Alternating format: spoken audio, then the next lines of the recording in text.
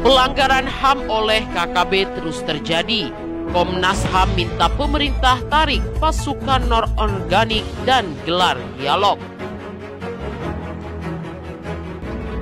Melalui catatan akhir tahun 2021, Komisi Nasional Hak Asasi Manusia Komnas HAM menyoroti peristiwa kekerasan dan pelanggaran HAM di Papua oleh sekelompok kriminal bersenjata yang terus terjadi.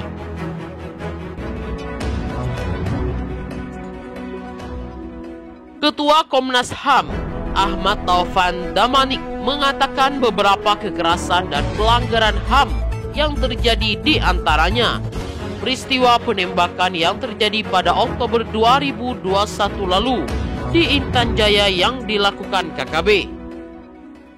Dari aksi tersebut, Komnas HAM mencatat ada korban jiwa seorang anak berumur 2 tahun dan 7 tahun akibat penembakan oleh KKB tersebut.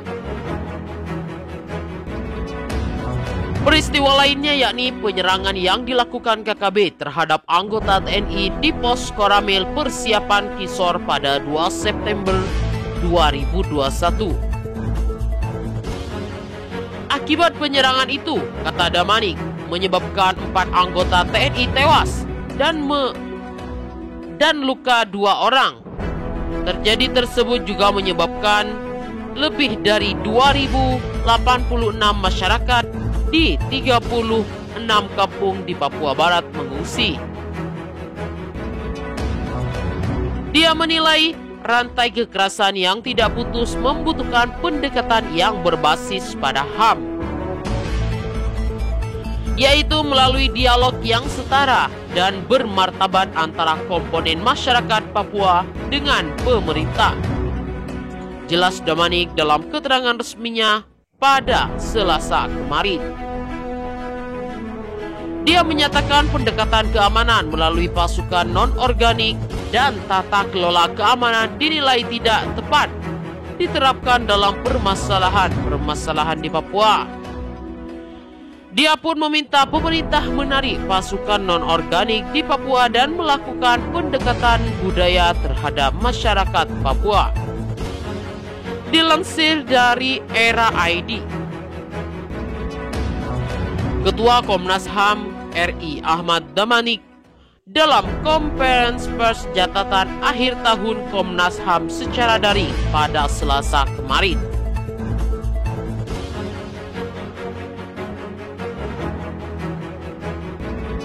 Ketua Komnas HAM RI Ahmad Taufan Damanik mendorong Kementerian ATR atau BPN menarik kembali tanah berstatus HGB atau HGU yang terlantarkan untuk digunakan besar-besarnya bagi kemakmuran rakyat.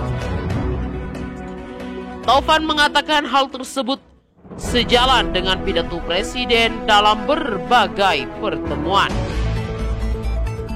Terkait komitmen reforma agraria bagaimana sudah dicanangkan dalam Perpres nomor 86 tahun 2018. Kata dia, dalam catatan yang dikeluarkan oleh pemerintah baru 4,3 juta hektar yang didistribusikan dari target 12 juta hektar. Hal tersebut disampaikan dalam konferensi pers catatan akhir tahun Komnas HAM secara daring Selasa kemarin. Karena itu, Komnas HAM mendukung komitmen Presiden Joko Widodo, tapi sekaligus juga yang mendorong supaya Kementerian ART menarik kembali tanah-tanah HGB yang ditelantarkan untuk dipergunakan bagi besar-besarnya kemakmuran masyarakat. Komnas HAM, kata Taufan, juga sudah menerbitkan standar norma dan pengaturan yang terkait dengan hak asasi manusia. SNP ini kami harapkan bisa menjadi rujukan, panduan, petunjuk bagaimana prinsip dan norma hak asasi manusia bisa diterapkan dalam tata kelola tanah dan sumber daya alam, termasuk dalam penanganan konfliknya, kata Taufan. Sepanjang tahun 2021 sampai dengan 15 Desember, Komnas HAM di kantor pusat di Jakarta telah menerima 2.516 pengaduan. Sedangkan sebanyak 205 pengaduan diterima di 6 kantor perwakilan di Papua, Sulteng, Aceh, Kolbar, Sumbar, dan Maluku. Wilayah pengaduan tempat kejadian peristiwa paling banyak terjadi di wilayah DKI Jakarta 368, Jawa Barat 286, Sumatera Utara 228, Jawa Timur 218, dan Sulawesi Selatan 127. Pihak yang paling banyak diadukan adalah kepolisian 661, korporasi swasta 379, pemerintah pusat 236, pemerintah daerah 229,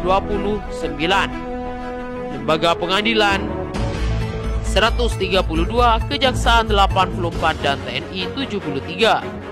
Sedangkan klarifikasi hak yang paling banyak diadukan adalah hak atas kesejahteraan, hak memperoleh keadilan, dan hak atas rasa aman.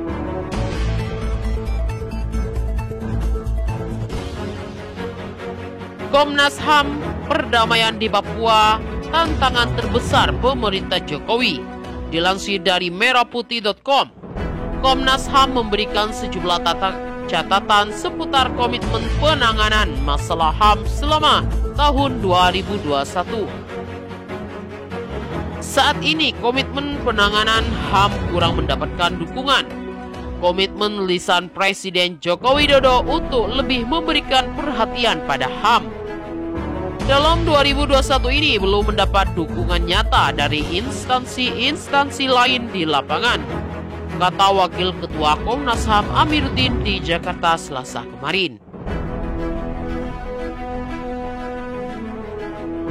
Hal ini tercermin dari aduan yang masuk ke Komnas HAM, sehingga aksi nyata meski dibuktikan instansi pemerintah tahun 2022. Aksi nyata ini dari instansi tersebut menjadi sangat ditunggu, seperti polisi, TNI, Kemendagri, Kemen BUMN, dan pemerintah daerah.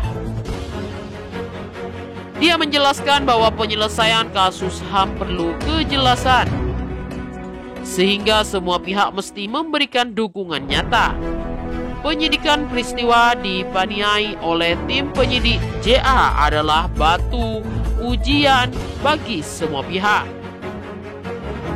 terutama Jaksa Agung dan penegak hukum lainnya.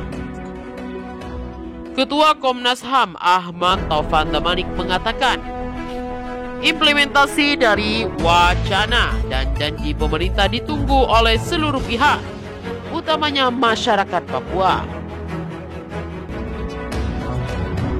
Untuk Papua, meskipun sekarang ada wacana-wacana dari pemerintah pusat yang sudah lebih positif, untuk langkah-langkah perdamaian secara positif itu masih harus dibuktikan dengan tindakan.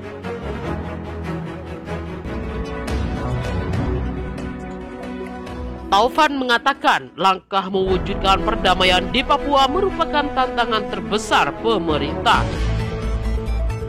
Komnas HAM, kata dia, pasti akan berada paling depan untuk mendorong jalan perdamaian tersebut.